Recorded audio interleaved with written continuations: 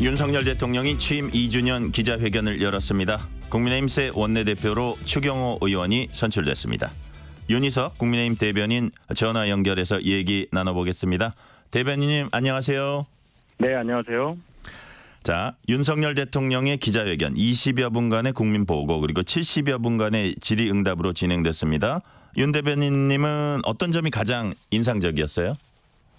오랜만에 열린 기자회견인데 제 기대보다 훨씬 더 자유로운 질의응답이 있었고 그 과정에서 국민이 선출한 대통령이 가진 그 메시지 파워가 확실하게 국민들께 전달되는 그런 느낌을 많이 받았습니다. 그 점이 가장 인상적으로 저는 느꼈습니다. 네, 저희가 워낙 시험을 거치면서 자라와서 그런지 점수 매기는 거 좋아합니다.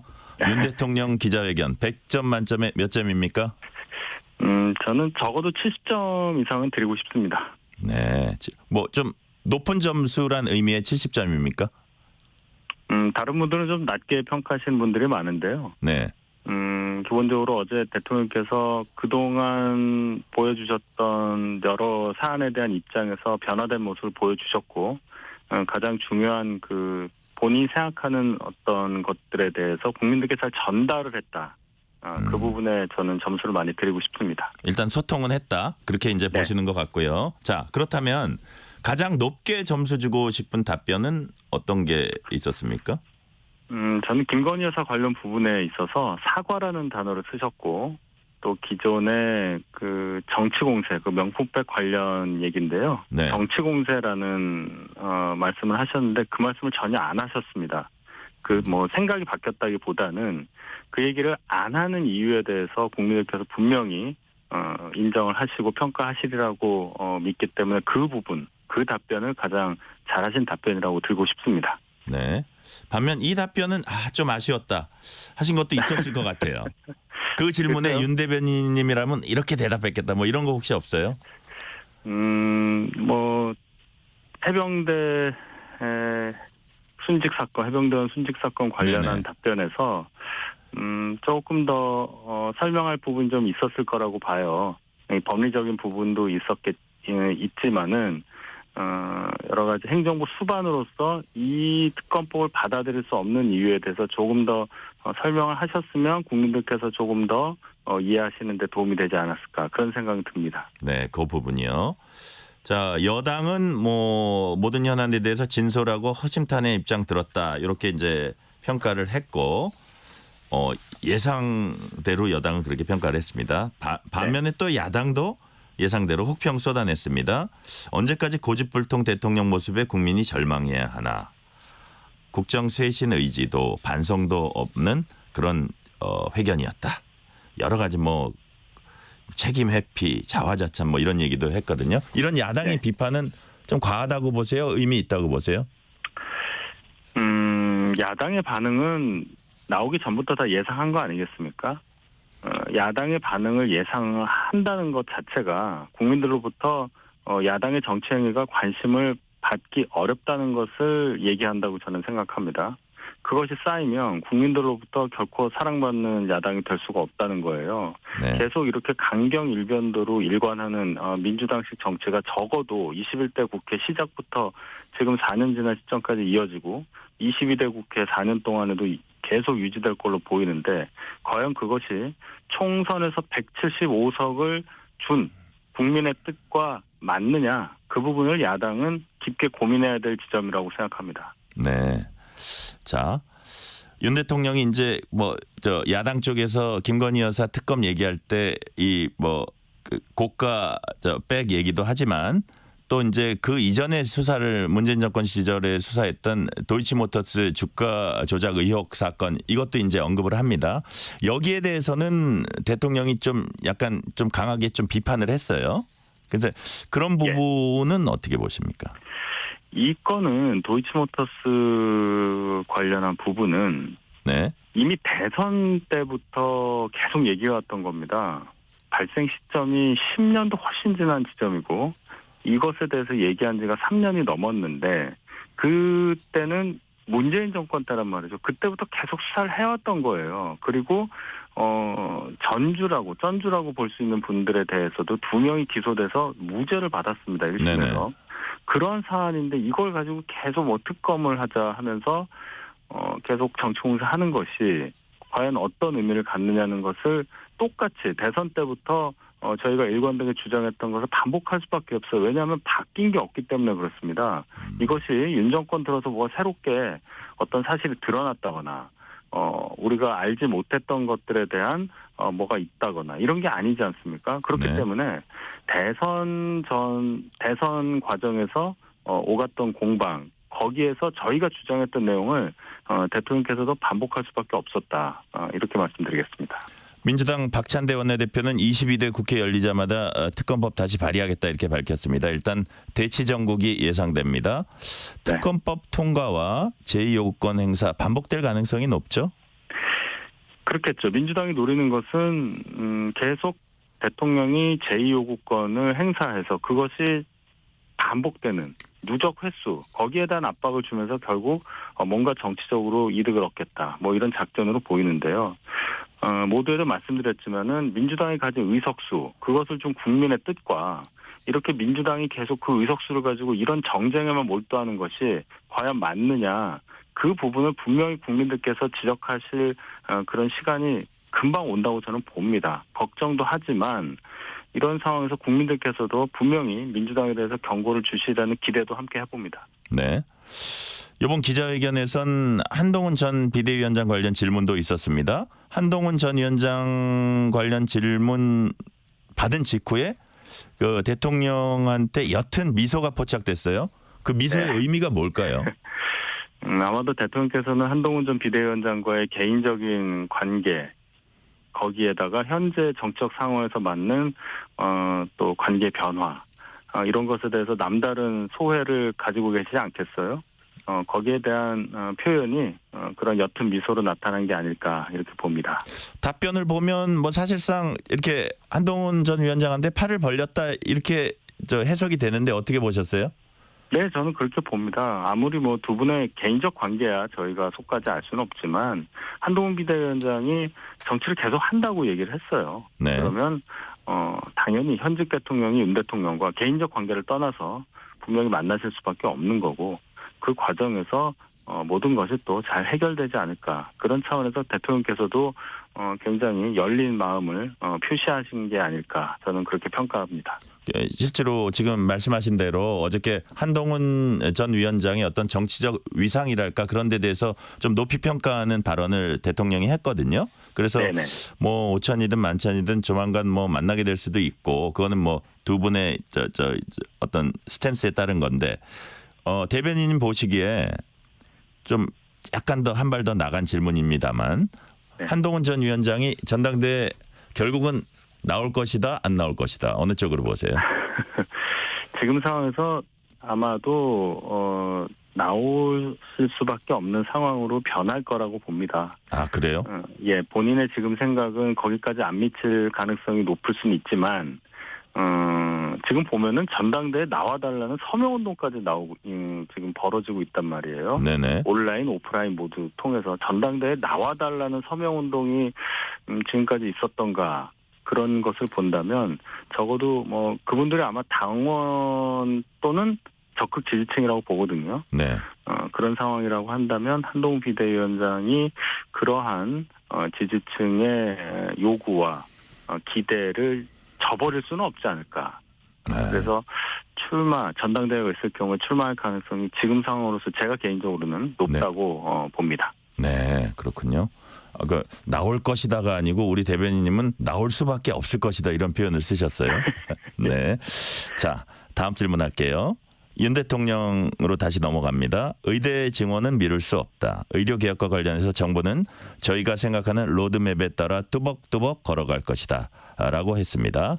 오늘 뭐 의사협회에서 입장도 낸다고 해요. 이 부분 역시 강대강 대치가 예상되네요. 그렇습니다. 지금까지 이어져 왔던 방식과 형태에서 크게 바뀌지 않은 상황이 계속 이어져서 답답한 상황인데 국민들께서 이제는 굉장히 많은 피로감을 보이고 계시기 때문에 다른 부분도 아니고 의료라서 어떤 식으로라도 돌파구를 마련해야 됩니다. 약간 희망적인 것은 의료계에서 어느 정도는 아주 처음에 있어서의 그 강경한 모습보다는 조금 누그러진 모습, 뭔가 정부와 대화를 하고자 하는 모습이 보이기 때문에 네. 제가 뭐 시기를 예상할 수는 없습니다만은 파국이 나오면 안 되는 거 아닙니까? 파국이 되면 안 되기 때문에 조만간 뭔가 국민들께서 그래도 해결이 된다라고 느끼실 수 있을 만한 어떤 상황이 이어질 수 있다고 저는 기대하고 싶습니다. 네. 자, 민주당은 윤 대통령이 언급한 저출생 대응기획부 신설 문제에 대해서 찬성 입장을 밝히면서 저출생 문제 함께할 부분이 있는지 전향적으로 검토하겠다 이렇게 밝혔습니다. 박찬대 원내대표 말인데요. 직제 개편 신설 이런 게 입법 사항이잖아요. 그래서 예. 과반 야당의 협조가 필요하고 따라서 이 부분 비교적 순조롭게 진행될 수도 있을 것 같아요.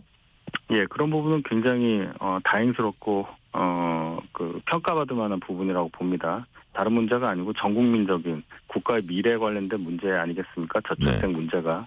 그래서 이제 정부 조직법을 개정해야 되는 문제가 있으니까 지금 솔직히 말씀드려서 정부 출범하면 정권 바뀌면 정부 조직법 개정을 해서 새로 임기를 시작하는 대통령의 생각과 공약에 맞게 정부 조직을 바꿔줘야 되는데 2년 동안 그걸 못하고 있었잖아요. 뭐 여가부 폐지를 비롯해서. 네. 이번에 그 부분까지 포함해서 적어도 정부가 늦었지만 제대로 일할 수 있는 그런 정부 조직법 개정까지 이어지기를 저는 바랍니다. 네. 자, 국민의힘 원내대표로 추경호 의원이 어제 선출됐습니다. 102명 중에 70표를 얻었다고 해요. 압도적인 표차인데 네. 당선된 다음에 108명이 똘똘 뭉치자 단일 대우를 강조했습니다. 당장은 이제 특검법 재투표나 이런 데서 단일 대우 유지될 수 있을지가 관건입니다. 어떻게 될 것 같습니까? 뭐 단일 대우가 유지되죠. 어제 추경호 원내대표도 그 점을 강조를 한 건데 네. 저희가 의석수가 108석이고 민주당에서 또는 기타 야당이 다 뭉치면 192석이 되는데 뭐 재의결이라든지 이런 부분에 있어서 그 절대선이라고 할 수 있는 200석에 모자라고 저희가 어느 정도 거기에서 8석 정도 더 갖고 있는 상황이라서 네. 원내대표 입장에서는 소위 말하는 표단속 그것이 아마 계속 4년 내내 이어질 가장 큰 과업이라고 봅니다. 이런 상황에서 국민의힘 의원 당선자들 22대 임기를 시작할 분들이 4년 동안 어떻게 해야 되느냐 거기에 대해서 각오는 다 같다고 봅니다. 네. 그것을 표현한 게 단일 대우라는 건데요. 어쨌든 민주당 또는 야당에서 숫자를 앞세워서 과도하게 요구하는 정치적 공세에 대해서는 단호히 맞설 것이다. 저는 그렇게 생각합니다. 네. 추경호 의원의 원내대표 당선은 경제부총리 출신으로 당내 대표적인 경제정책통이다 이런 게 아마 높은 점수를 받지 않았나 제가 이제 관측이 되는데 네. 또 이제 정부와는 주요 정책에 대해서 조율을 해야 되는 자리고요. 또 야당과 협상을 벌여 나가야 하잖아요. 그래서 네. 이제 야당이 각종 특검법 쟁점 법안 줄줄이 통과될 것으로 예상되는데 그 도전이 만만치 않을 겁니다. 이걸 어떻게 헤쳐나갈 수 있을까요? 추경호 신임 원내대표에 대한 평가 중에 가장 주류를 이루는 평가가 합리적이라는 거예요. 합리적이다. 합리적이라는 뜻은 어떠한 상황에서도 최선의 결과를 얻기 위한 과정을 거칠 수 있는 분이라는 거잖아요. 박찬대 민주당 원내대표가 굉장히 거칠게 또는 그 의석수를 가지고 굉장히 강하게 추경호 대표를 압박을 할 텐데 거기에 대해서 최선의 결과가 나올 수 있는 그런 협상 그 상대로서 네. 저희 당 입장에서는 가장 신뢰할 수 있는 분이라고 한 결과가 70%에 가까운 득표율이라고 생각을 해요. 네네. 그리고 직전까지 부총리를 했기 때문에 경제부총리를 했기 때문에 아무래도 정책적인 부분에서는 박찬대 원내대표보다 훨씬 정보가 많을 겁니다. 그런 차원에서 어떤 면에서는 의석수는 많이 뒤지지만 아마 논의 과정을 주도할 수도 있는 그런 분이라고 보기 때문에 네. 기대할 수 있는 부분도 분명히 있다. 이렇게 봅니다. 전당대회 시기를 놓고 지금 여당 내에서 논란이 있습니다. 황우엽 비대위원장이 고심도 깊어 보이고 또 이제 꼼꼼히 준비하고 혁신 작업 병행해야 되기 때문에 좀 늦출 수도 있다 이런 발언을 했다가 뭐 당내 반발도 이제 부르고 했거든요. 전당대회 개최 시기에 대한 지금 당내 분위기 어떻습니까?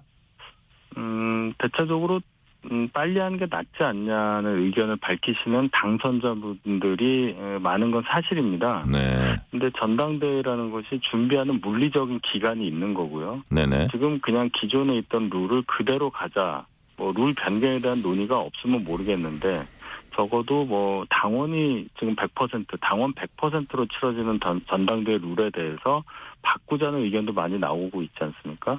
그럼 거기에 대해서 뭔가 당 지도부로서는 응답을 해야 하는 그런 과정이 또 남아 있어요. 네네. 이것까지 감안을 한다면 물리적으로 가장 빠른 시간 내에 전당대회를 그냥 그대로 열기만 하는 그런 상황은 지금으로서는 기대할 수 없다. 그렇다면 시간적으로는 뭐 6월 말이라든지 이런 시기가 과연 전당대회 개최 시기로 가능하겠느냐 그런 의문은 듭니다. 네. 자, 민주당 얘기 한두 가지 해볼게요. 민주당이 검찰에 대한 공세 수위 높이고 있습니다. 이른바 장시호 녹취록 인용하기도 했고 이화영 전 부지사 검찰 술자리 진술 회유 주장 반복하면서 검찰 수사 조작에 대한 특검도 벌이겠다 밝혔습니다. 민주당이 이 시점에 검찰에 대한 공세에 나온 이유 뭔가요? 민주당 4년 내내 검찰 독재라는 단어를 만들어서 검찰권에 대한 대단한 비난으로 일관해 왔습니다. 그리고 공교롭게도 검찰 출신인 분이 대통령이 됨으로써 저희 당의 대통령이 됨으로써 그 공세를 가속화하고 거기에 더해서 민주당 이재명 대표를 비롯한 다수의 구성원들이 사법적인 어떤 리스크 그것을 맡고 있는 상황. 그렇기 때문에 검찰을 악마화하지 않으면은 빠져나올 수 없다는 논리적인 어떤 규결점을 가질 수밖에 없는 거죠. 네. 그것을 앞으로 4년 동안 계속 또 하겠다는 거예요. 검찰 전체에 대해서 그렇게 얘기하는 것. 글쎄요. 국가 전체 그 형벌권을 행사한다는 국가 조직 전체를 독재의 어떤 주도자로 모는 것이 논리적으로 맞느냐. 일부 검사들에 대해서 그렇게 말을 할 수는 있지만은 그것은 네. 전체 검찰이 독재를 한다. 검찰이 어떻게 독재를 하는지도 모르겠는데요. 그런 논리가 4년 이상 이제 4년 지났으니까 앞으로도 국민들한테 설득력을 갖고 있을지 저는 불가능하다고 생각하기 때문에 과도한 정치 공세 분명히 국민들로부터 경고받을 일이라고 봅니다.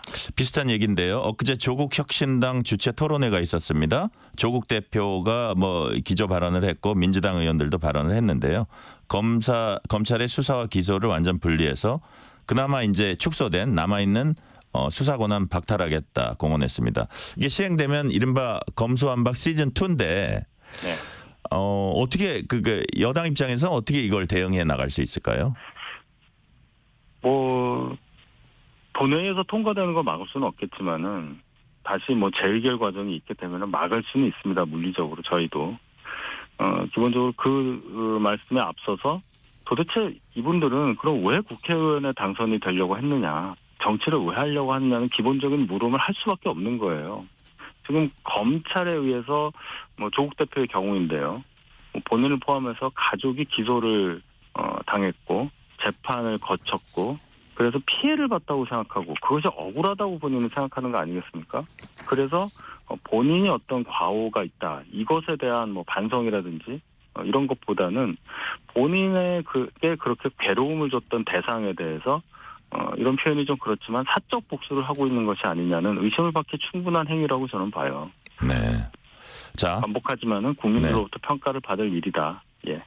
알겠습니다. 오늘은 여기까지 듣겠습니다. 윤희석 국민의힘 대변인이었습니다. 감사합니다. 네, 감사합니다. 전종철의 전격수사 1부는 여기서 마치고 태연의